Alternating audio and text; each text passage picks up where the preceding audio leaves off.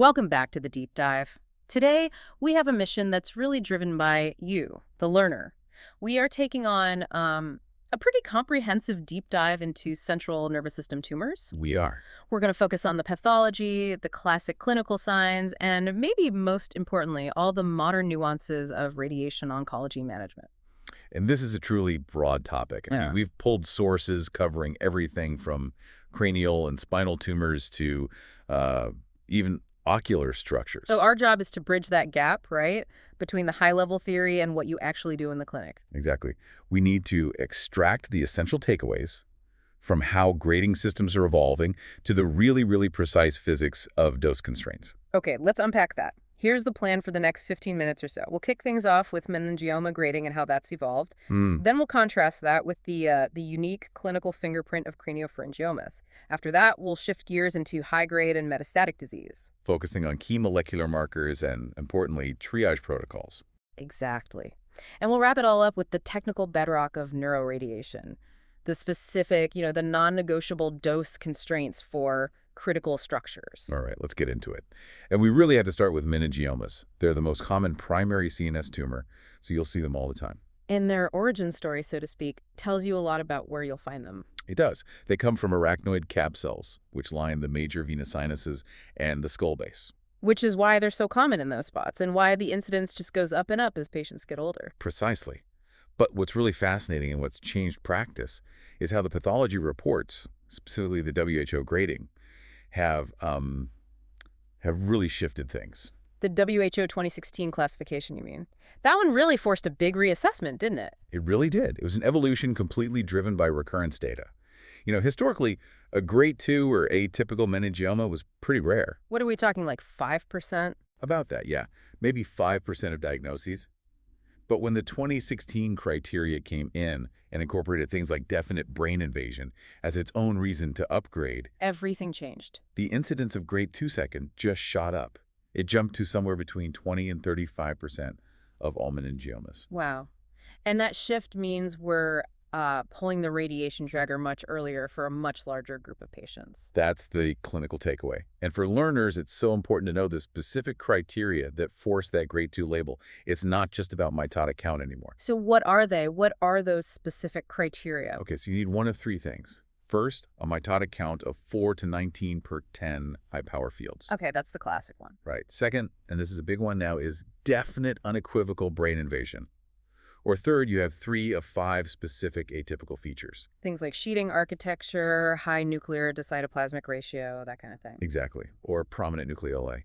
And it's also worth remembering that some variants, like clear cell and choroidal, they're automatically grade 2 just because of their high risk of recurrence. And what about the most aggressive type, the grade 3?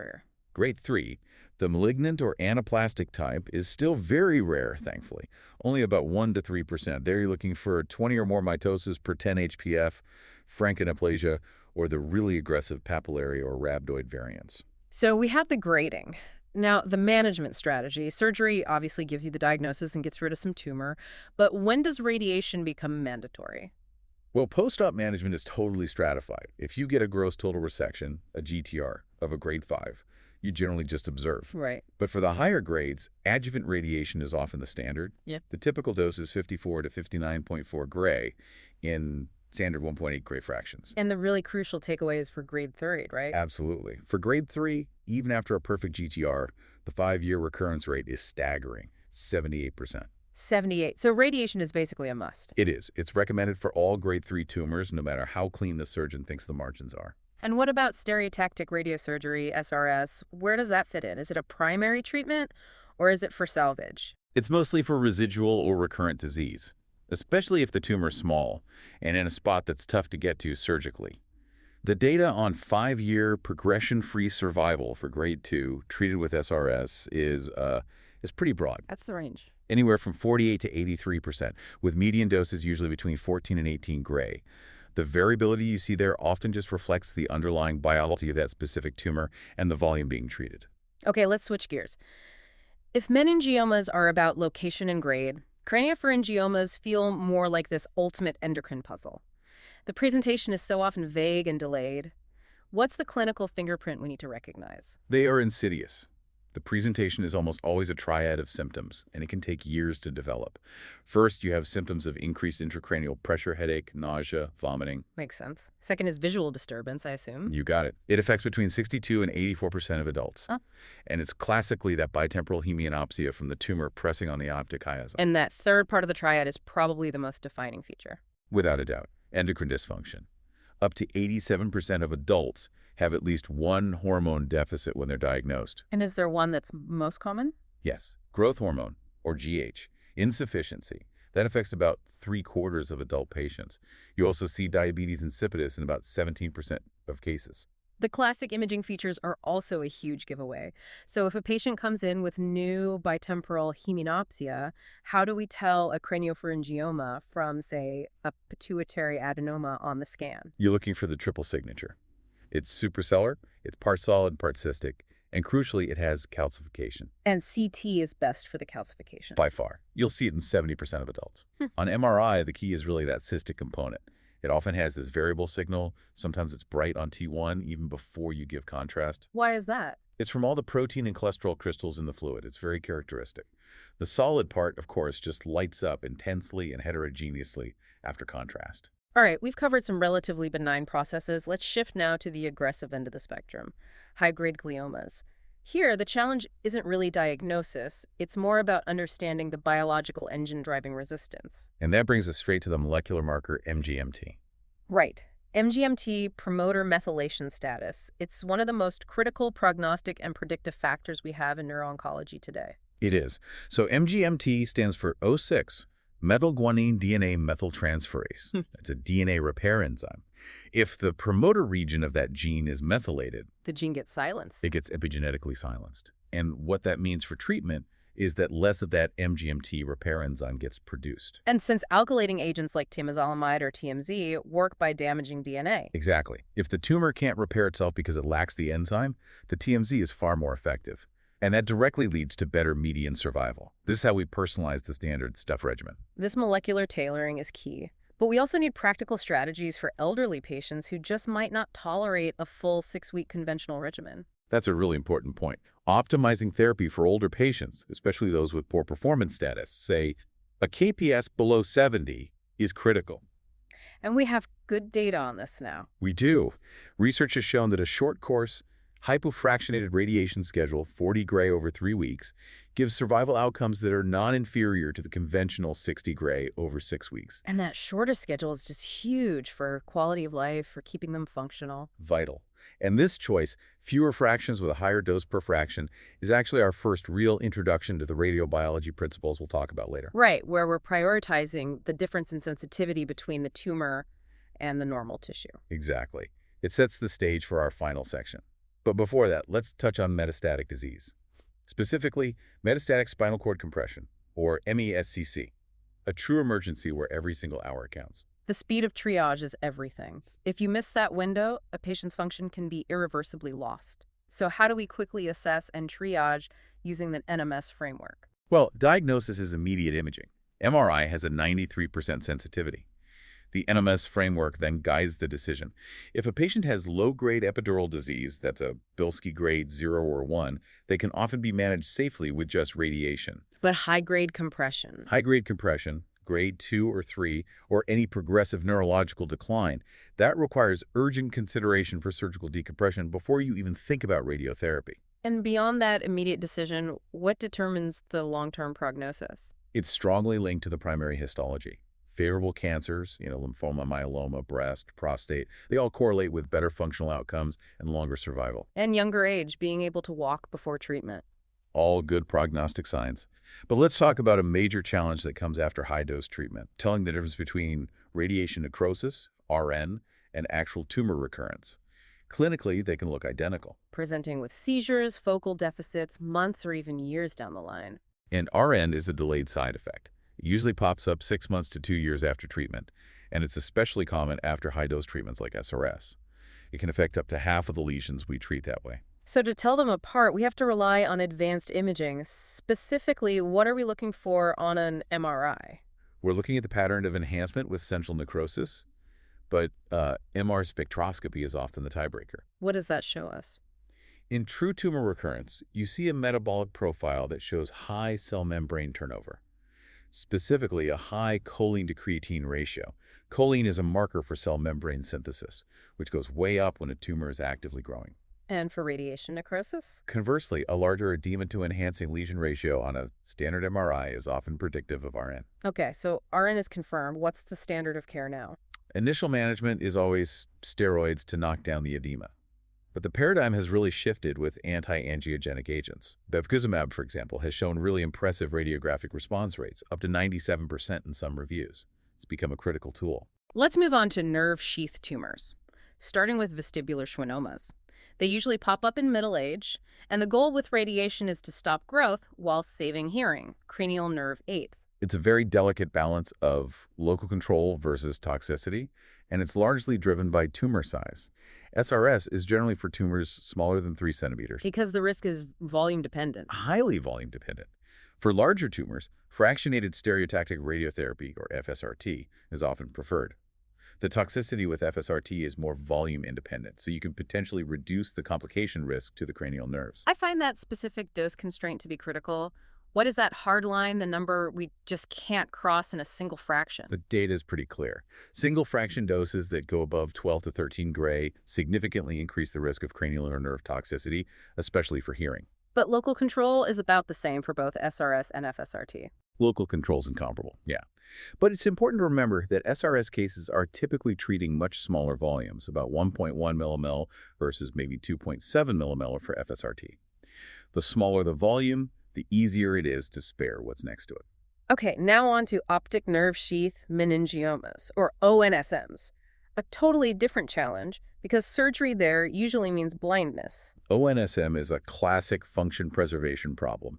It usually presents with this chronic, painless, progressive vision loss over, 3 or 4 years. And the diagnosis is usually clinical and radiological, right? You don't biopsy these. You avoid biopsy at all costs. A contrast-enhanced, fat-suppressed T1 MRI is what you need.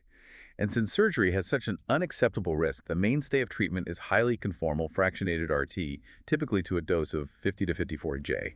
Finally, let's touch on a completely specialized use of radiation, ocular brachytherapy for uveal melanoma. Ocular brachytherapy is fascinating. We use these radiation plaques placed directly on the eye. Iodine-125 is the most common isotope. And the benefit of I-125 is its low energy. Exactly. That low energy makes it easier to shield the rest of the orbit, like the lacrimal gland. You get this incredibly sharp dose fall-off right at the edge of the tumor. Ruthenium is another option, a beta emitter, but it's really only good for thinner tumors because of its short range. And what was the major paradigm shift that came out of the clinical trials here, the COMMES study, right? Oh, that's the one, the Collaborative Ocular Melanoma Study. It showed definitively that for medium-sized melanomas, plaque brachytherapy is equivalent to just removing the eye enucleation in terms of metastasis and overall survival. And that gave the field the evidence it needed to safely prioritize saving the eye. It was a landmark study. Now we have to enter the technical realm, the physics and precision required for CNS planning. For clinical learners, defining GTV, CTV, and PTV is just foundational. Absolutely. So GTV, the gross tumor volume, is what you can see. It's the macroscopic disease on the scan. Simple enough. Then you have CTV, the clinical target volume, that's the GTV, plus a margin for microscopic subclinical disease, usually 3 to 5 millimeters for CNS tumors. And finally, PTV. The planning target volume. That adds another 3 to 5 millimeters on top of the CTV to account for any setup uncertainties, daily patient motion, little machine inaccuracies, that sort of thing. And when you're treating really complex sites like the skull base, those margins become a huge headache, especially when you're near the brainstem. Oh, they absolutely do. For a tumor like a chordoma, you might want a big, robust CTV margin of 5 to 8 millimeters. But when that margin runs up against a critical organ at risk, an OAR, like the brainstem or the chiasm, you have to shrink it. You have to cut that margin right down. Aggressively, sometimes down to 1 millimeter or less. And this is why you need advanced techniques like IMRT and VMAT, along with strict immobilization and daily image-guided RT. Okay, let's nail down the conventional dose constraints. These are the fundamental rules of planning. For conventional fractionation, 2 grays per day, the spinal cord is the most sensitive structure. The max dose is generally capped at 50 gray. Some data says you can go higher. Some data suggests 60 G has less than a 5% risk of myelopathy at 5 years. But the consensus is still to be cautious. For the optic apparatus, the nerves and chiasm radiation-induced optic neuropathy, or RON, is very unusual below 55 G. And we treat that as gospel for base of skull tumors. We do. And the brainstem max point dose should be limited to around 60 G and only over a tiny, tiny volume, ideally less than 0.03 cc. Now, when we switch to hypofractionation or SBRT, we're massively changing the dose per fraction. This is where the linear quadratic model becomes totally indispensable. This is the foundation of SBRT safety. You have to use biologic effective dose, or BED, or an equivalent dose in 2 GI fractions, EQD2, to compare regimens. And to do that, we need the alpha-beta ratio. Exactly. The alpha-beta ratio defines how sensitive a tissue is to dose per fraction. For normal late-responding tissues like the spinal cord or brainstem, we use a conservative alpha-beta value of 2 GIs. These tissues are highly sensitive to big doses per fraction. And what about the tumor itself? For tumors, or acutely responding tissues, we use an alpha-beta of 10 J. And the difference between those two ratios, 2 versus 10, is precisely what defines our therapeutic ratio. We're capitalizing on the fact that tumors handle hypofractionation better than normal neural tissue. That mathematical distinction is probably the single most crucial insight in safe, modern neuroradiation. So what are the actionable SBRT limits for the spinal cord based on that alpha-beta of 2? The current recommended limit for the spinal cord planning organ at risk volume, the PRV, is an EQD2 of about 44.7 J2. Which translates to practical limits like 17 J delivered in 2 fractions, or 12.4 gauge in a single fraction. And sticking to those limits is absolutely paramount for avoiding debilitating late toxicity. Okay, so to synthesize this whole deep dive for you, the learner, CNS tumor management is all about sophisticated integration. It is. Every decision, from diagnosis to follow-up, is stratified by pathology, by location, and more by molecular markers like MGMT status. And modern radiation techniques like SRS and SBRT are indispensable tools. But using them successfully depends entirely on a deep technical mastery of radiobiology and these dose-to-volume constraints we've been talking about. Right. Safely escalating dose to the tumor while minimizing that long-term toxicity to critical structures. That is the core tension of this entire field. You have to master the integration of pathology and physics. Absolutely. So let's test your mastery of that core principle right now. Here is your short exercise. No. It's designed to reinforce this whole concept of the therapeutic ratio. Okay, listen closely. You are planning a spine SBRT case. You prescribe 24-DA in 2 fractions to the tumor bed. Using the conventional alpha-beta ratio of 10G for tumor tissue, calculate the BED10. Okay, if you run the numbers, your tumor BED10 is approximately 52.8 GG10. That's a high biological dose, which is what we want. Now, part 2. Assuming the adjacent spinal cord PRV receives 17G in those same 2 fractions, and you're using the conservative alpha-beta ratio of 2G for late effects, calculate the BED2 for the spinal cord. That dose, 17G in 2 fractions, translates to a cord BED2 of approximately 89.3 G2. And that huge numerical difference, 52.8 versus 89.3, that's the punchline. Conceptually, how does this relate to the core principle of therapeutic ratio? It proves that hypofractionation selectively escalates the effective dose to the tumor. That high BED10 far more than it escalates the late toxicity risk to the critical normal tissues that constrain BED2. This is the radiobiologic reason SBRT works safely in the CNS. Keep thinking about how you can exploit those different alpha-beta ratios. Do that, and you will excel in neuroradiation oncology.